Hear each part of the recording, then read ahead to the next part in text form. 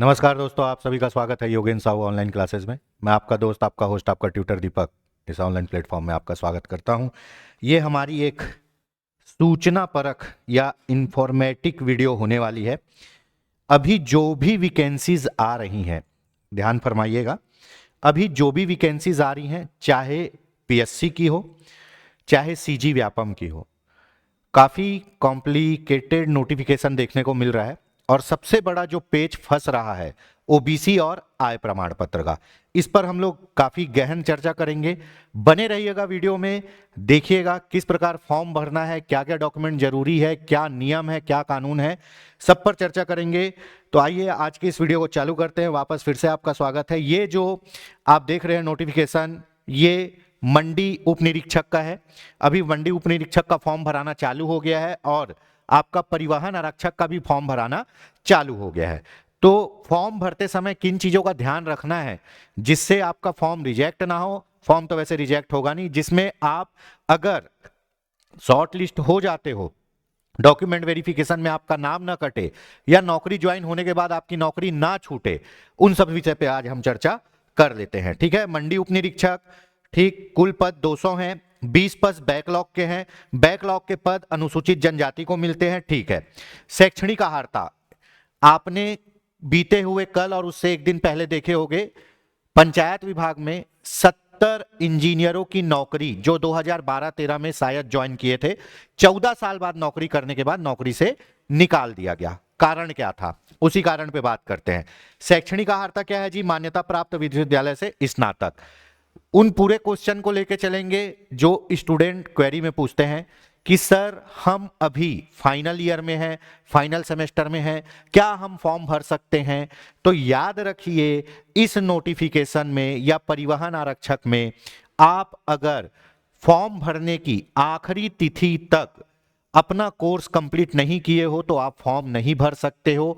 आप अगर अपेयरिंग में, परस्यूइंग में डाल के अगर फॉर्म भरना चाहते हो तो आप फॉर्म नहीं भर सकते।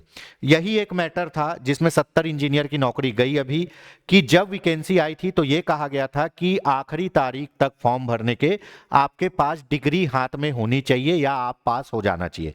उन लोग फाइनल सेमेस्टर या कुछ करके फॉर्म भरे होंगे कि हम फाइनल सेमेस्टर में है, केस चला और आज 14 साल नौकरी होने के बाद हाईकोर्ट ने बोल दिया कि जब आपके पास नियुक्ति हुई या जब आप फॉर्म भरे उस समय आपके पास डिग्री नहीं थी, आप उस समय भी पढ़ाई कर रहे थे, इसीलिए आप योग्य नहीं हो। सोचो, 14 साल नौकरी करने के बाद नौकरी से निकालना, क्या क्या चीज बीत रहा होगा।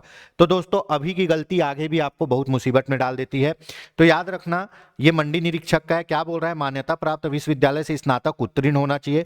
बिल्कुल उत्तीर्ण होना चाहिए। लोग हमेशा ये क्वेश्चन पूछते हैं कि सर हम अभी फाइनल सेमेस्टर में हैं, इसमें है उसमें है, क्या हम भर सकते हैं? मैं बोलूंगा अभी नहीं भर सकते। पद के लिए आवश्यक शैक्षणिक अर्हताओं का प्रमाण पत्र, स्नातक, स्नातकोत्तर उपाधि, है ना, चाहे वो कहीं से भी प्रमाणित हो। ठीक है, प्रमाणित प्रतिलिपि। अभ्यर्थी यह सुनिश्चित कर ले कि आवेदित पद हेतु वांछित आवश्यक शैक्षणिक अर्हताओं को अंतिम तिथि तक धारित करना आवश्यक है। पॉइंट टू बी नोटेड, अंतिम तिथि। जिस दिन आपका फॉर्म भरने का आखिरी डेट है मेरे दोस्त, जिस दिन आपका फॉर्म भरने का आखिरी डेट है, उस दिन आपके पास पूरे कोर्स कंप्लीट होने चाहिए। आप कहीं भी ये नहीं बोल सकते कि हम फाइनल सेमेस्टर में हैं या हमारा चल रहा है कोर्स और हम फॉर्म भर ले क्या, तो नहीं भर पाओगे। ठीक है, ये लाइन पढ़िए, अंतिम तिथि तक सभी प्रमाण पत्र आवश्यक है। तो कोई अपेयरिंग करके या परस्यूइंग करके नहीं भर सकता। आपका रिजल्ट आ जाना चाहिए। आपके पास डिग्री नहीं है, कोई बात नहीं, आपको मार्कशीट नहीं मिला, कोई बात नहीं, इंटरनेट पे रिजल्ट डिक्लेयर हो जाना चाहिए, तब आप फॉर्म भर पाओगे। ये हो गया शैक्षणिक अर्हता। ग्रेजुएशन मांगा है।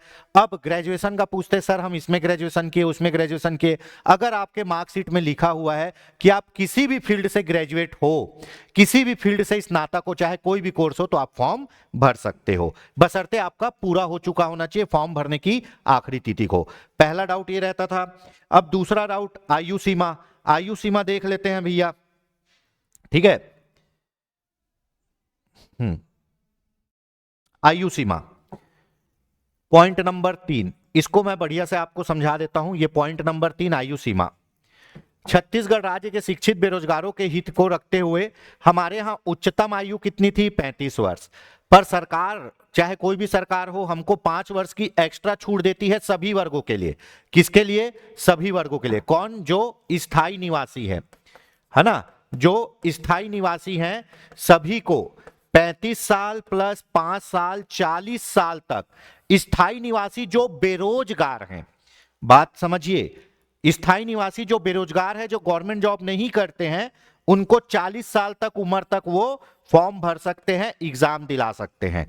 ठीक है, तो आयु सीमा में ये याद रखिए कि छत्तीसगढ़ के स्थानीय निवासी, जो छत्तीसगढ़ के निवासी हैं, जिनके पास छत्तीसगढ़ निवासी प्रमाण पत्र है, वो बेरोजगार है तो 40 साल तक फॉर्म भर सकता है। ठीक है, और इस 40 साल के ऊपर किसको? आरक्षित वर्गों को आयु में छूट मिलेगी, जैसे एसटी, एससी, ओबीसी, महिला। तो आप अभी देखें कि सामान्य आदमी 40 साल तक दिला सकता है, आरक्षित वर्ग को 5 साल और मिलेगा, जो बेरोजगार है टोटल 45 साल तक फॉर्म भर सकते हो। यह आप पढ़ लीजिएगा। 5 वर्ष तक बढ़ाया गया है। अन्य विशेष वर्गों के लिए अधिकतम आयु सीमा में दे सभी छूट यथावत रहेगी, किंतु सभी छूटों को मिलाकर उनके लिए अधिकतम आयु 45 वर्ष से नहीं होगी अधिक। ठीक है, तो जो छत्तीसगढ़ के स्थायी निवासी हैं और बेरोजगार हैं वो 40 साल तक फॉर्म भर सकते हैं। सभी एग्जाम में यही रहता है, जिसमें आपका दौड़ भाग ना हो, फोर्स का एग्जाम ना हो, उसमें यही रहेगा।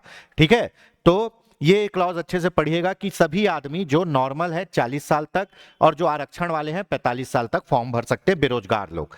ठीक है, जो रोजगार वाले हैं उन लोग के लिए कम हो जाता है।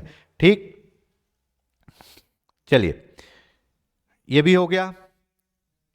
अब आयु सीमा, आयु सीमा मैं ये भी बता दूं, जो आदमी 1 जनवरी, जो भी इंसान जो फॉर्म भरना चाहता है 1 जनवरी 2026 को 21 साल पूरा कर लिया हो, क्या हो? 21 साल पूरा कर लिया हो, वो आदमी फॉर्म भर सकता है, वो महिला फॉर्म भर सकती है।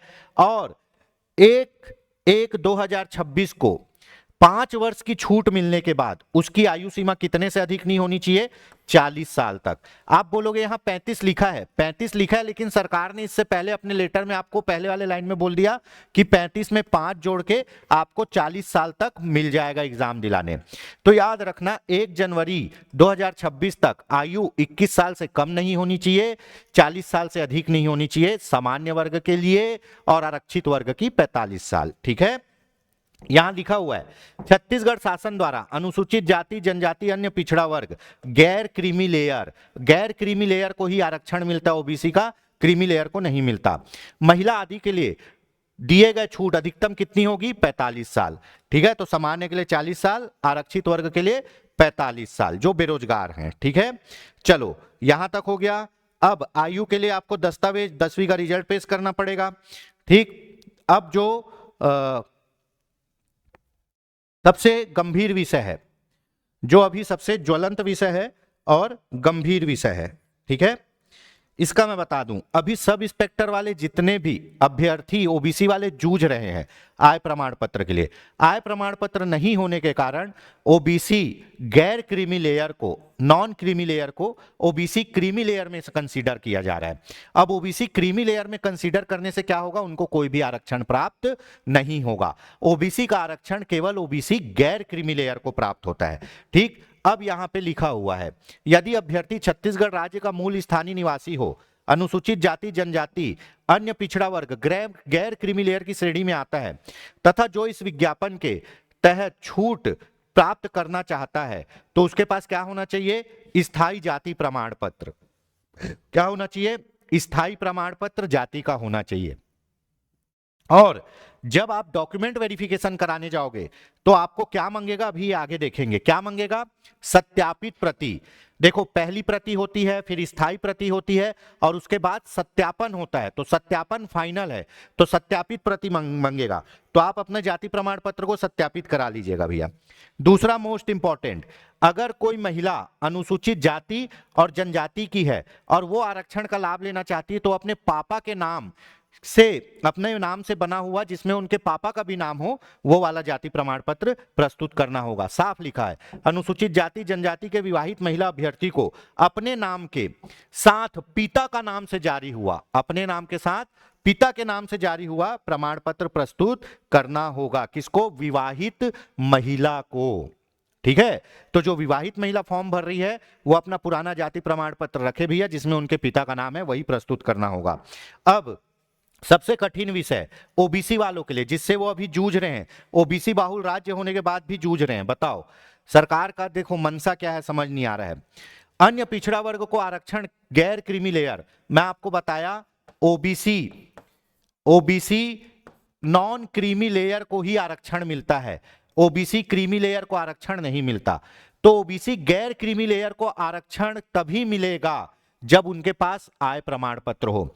आपके पास जाति प्रमाण पत्र है, बहुत अच्छी बात है, आपका जाति प्रमाण पत्र सत्यापित है, बहुत अच्छी बात है, लेकिन आपके पास आय प्रमाण पत्र नहीं है तो आपका जाति प्रमाण पत्र किसी काम का नहीं है, आपको कोई आरक्षण नहीं मिलेगा। अभी जो पीएससी के थ्रू सब इंस्पेक्टर भर्ती हो रही है उसमें यह मामला बहुत गरमाया हुआ है। जितने भी अभ्यर्थी ओबीसी के हैं जिनके पास जाति प्रमाण पत्र है और उनके पास आय प्रमाण पत्र नहीं है, उनको ओबीसी क्रीमी लेयर में कंसीडर कर रहा है। ओबीसी क्रीमी लेयर मतलब सामान्य अभ्यर्थी। तो इसमें क्या बोल रहा है, पढ़ लेते हैं। अन्य पिछड़ा वर्ग को आरक्षण गैर क्रीमी लेयर के आधार पर ही दे होगा। गैर क्रीमी लेयर का निर्धारण वार्षिक आय पर होता है, अतः अन्य पिछड़ा वर्ग के अभ्यर्थी को जाति प्रमाण पत्र के साथ गैर क्रीमी लेयर के अंतर्गत आने के प्रमाण हेतु ऐसा आय प्रमाण पत्र, देखो प्रमाण पत्र मांग लिया, ऐसा आय प्रमाण पत्र जमा करना होगा जो आवेदन करने की तिथि में पूर्व 3 वित्तीय वर्ष के भीतर जारी किया गया हो। ठीक है, अब यहां 2 डेट आता है। ठीक, एक कौन सा डेट, एक अंतिम तिथि और एक जिस दिन आप आवेदन किए हो। तो यहां साफ बोल रहा है आप जिस दिन आवेदन किए हो उस दिन आपके पास आय प्रमाण पत्र होना चाहिए। आय प्रमाण पत्र का डेट आपके आवेदन करने के डेट से पहले का होना चाहिए, ये बात कही जा रही है। पिछले 3 साल में से कोई भी 1 साल का। अब ठीक है, यहां बोल रहा है वित्तीय वर्ष 2025-26, 24-25, 22-23 तीनों में से, वित्तीय वर्ष है ना ये, तीनों में से कोई भी 1 साल का आय प्रमाण पत्र आपके पास होना चाहिए। ठीक है, और यहां बोल रहा है आवेदन करने की तिथि में पूर्व 3 वित्तीय वर्ष। तो आप जब आवेदन कर रहे हो उससे पहले के पिछले 3 साल के में से, पिछले 3 साल में से कोई भी 1 साल का आय प्रमाण पत्र। तो दोस्तों जो भी ओबीसी वाले, सुन लीजिए बात को, जो भी ओबीसी वाले जो गैर क्रीमी लेयर में आते हैं तत्काल जाइए, पार्षद से साइन करा के चॉइस सेंटर जाइए और आय प्रमाण पत्र बनने दीजिए। अगर आपके पास आय प्रमाण पत्र नहीं है तो आय प्रमाण पत्र बनने दीजिए, तब ये फॉर्म भरिएगा। अगर बिना आय प्रमाण पत्र के आप फॉर्म भरते हैं तो आपको ओबीसी गैर क्रीमी लेयर में कंसीडर नहीं किया जाएगा, आपको डायरेक्ट जनरल कैंडिडेट में कंसीडर किया जाएगा। अब जाहिर सी बात है जिनकी एज हो चुकी है 40 साल से ऊपर और वो ओबीसी का अभ्यर्थी अगर आयु में छूट चाहता है तो आयु में छूट कब मिलेगा, जब आप ओबीसी गैर क्रीमी लेयर होगे। और गैर क्रीमी लेयर कब माने जाओगे, जब आपके पास आय प्रमाण पत्र होगा। तो आप आय प्रमाण पत्र भरिए तभी आप फॉर्म भर पाएंगे, वन्यथा आप एग्जाम भी दिला लेंगे, आपको बाद में रिजेक्ट कर दिया जाएगा। तो यहां कोशिश करिएगा कि जो ये फॉर्म भरने की आखिरी तारीख है उससे पहले की तिथि का आय प्रमाण पत्र बने। ठीक है, हालांकि यहां लिखा है आवेदन करने की तिथि में, पर विभाग फॉर्म भरने की आखिरी तारीख को भी कंसीडर करता है, जैसे अभी सब इंस्पेक्टर में किया जा रहा है कि आपका आय प्रमाण पत्र आपके फॉर्म भरने की अंतिम तिथि से 3 साल पहले का होना चाहिए। दूसरी बात, जो अभी कोई पढ़ाई कर रहे हैं, स्कॉलरशिप के लिए फॉर्म भरे हैं, तो उनका बना हुआ है अगर आय प्रमाण पत्र इन 3 साल में से कोई एक वित्तीय वर्ष का, ये 3 साल में से कोई एक वित्तीय वर्ष का बना हुआ है जो आवेदन करने की तिथि से 3 साल से ज्यादा पुराना ना हो, वो प्रमाण पत्र को भी आप लगा सकते हो। अब सबसे बड़ी बात क्या होती है, आय प्रमाण पत्र अधिकांश जगह में ओरिजिनल जमा हो जाता है, इसलिए लोग उसको पुराना आय प्रमाण पत्र है जो 25-26, 24-25, 23-24 का हो, उसको भी आप यूज कर सकते हो, बशर्ते वो फॉर्म भरने की अंतिम तिथि से 3 साल ज्यादा पुराना नहीं होना चाहिए, या जिस दिन आप फॉर्म भरे हो उससे 3 साल ज्यादा पुराना नहीं होना चाहिए, तभी आपको ओबीसी में कंसीडर किया जाएगा, अन्यथा नहीं किया जाएगा। एक आय प्रमाण पत्र बनाओगे तो लगभग 3 साल तक चल जाएगा, पर मैं यही बोलूंगा कि आप हर 6 महीने में अगर तैयारी कर रहे हो, 6 महीने 8 महीने में एक आय प्रमाण पत्र बना लीजिएगा।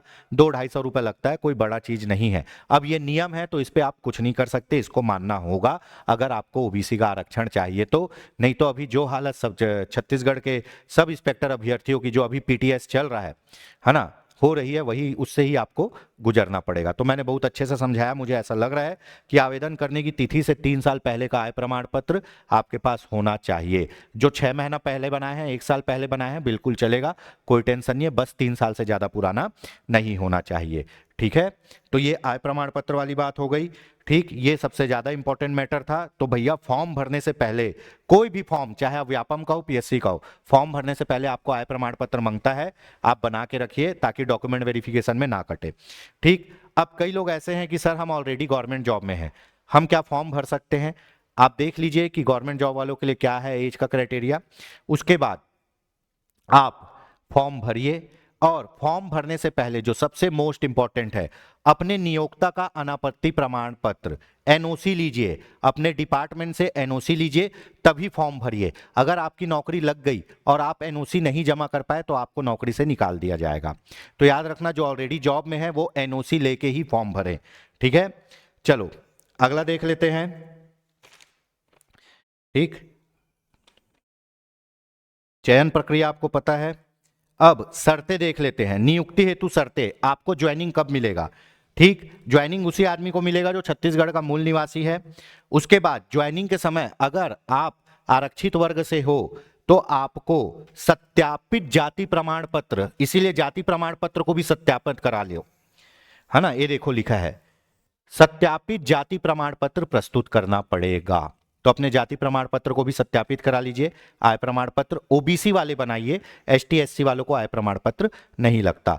तो दोस्तों ये पूरी जानकारी थी। अभी जो भी एग्जाम होगा तो ओबीसी कैंडिडेट याद रखिएगा कि आय प्रमाण पत्र बना लीजिएगा। और आप जब भी कोई भी एग्जाम आए तो शैक्षणिक अहार्ता में ये पढ़िएगा कि क्या आखिरी तिथि से पहले कोर्स कंप्लीट होना मांगा गया है, या कोर्स करते करते भी फॉर्म भर सकते हैं। क्योंकि अभी 70 इंजीनियरों की नौकरी 14 साल बाद चले गई। क्यों? क्योंकि जब वो फॉर्म भरे थे तब उनका कोर्स पूरा नहीं हुआ था। यहां भी बोल रहा है कि भैया आखिरी तिथि तक आपका ग्रेजुएशन पूरा हो जाना चाहिए। ठीक है, तो ये सब चीजों को अच्छे से देख के, सुन के, पढ़ के फॉर्म भरिएगा, नहीं तो नौकरी लगने के बाद भी नौकरी जा सकती है। तो फॉर्म भरना ही सबसे पहला टास्क है आज के डेट में गवर्नमेंट जॉब की तैयारी के लिए। तो आज के लिए इतनी ही जानकारी दोस्तों, मिलते हैं नेक्स्ट वीडियो में। बने रहिए योगेंद्र साहू ऑनलाइन क्लासेस के साथ। मैं बताना चाहूंगा हमारी संस्था के द्वारा शिक्षक भर्ती और मंडी उप निरीक्षक और आपका परिवहन आरक्षक, तीनों भर्ती की क्लास चालू हुआ है। तीनों भर्ती की क्लास चलाई जा रही है। अगर आप संस्था के से जुड़ना चाहते हैं, संस्था के साथ मिलकर तैयारी करना चाहते हैं और कोई भी जानकारी चाहते हैं तो संस्था के दिए गए नंबर पर जरूर एक बार संपर्क करें। बने रहे योगेंद्र साहू ऑनलाइन क्लासेस के साथ। जय हिंद, जय भारत, जय छत्तीसगढ़।